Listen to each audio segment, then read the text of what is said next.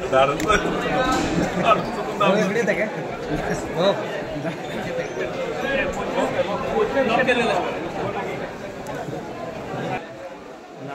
पुढे येऊ नका.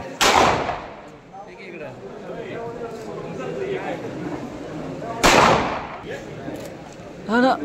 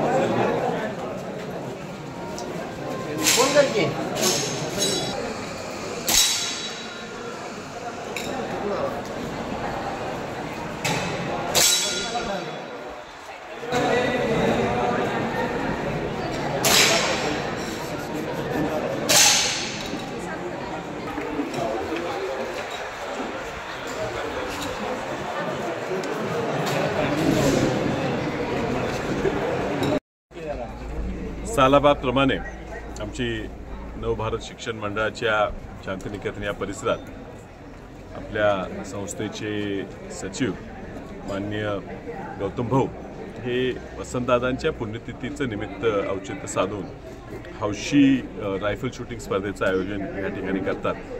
सांगली जिल्ह्यातनंच नव्हे तर इतर जिल्ह्यातनं सुद्धा अगदी कोल्हापूर सातारा परिसरातील लोक ह्या ठिकाणी ह्या स्पर्धेसाठी आवर्जून येतात. लहान मुलं सुद्धा येतात आणि वयस्कर सुद्धा येतात. खुला वर्ग असल्यामुळे सगळेच ह्या ठिकाणी येतात.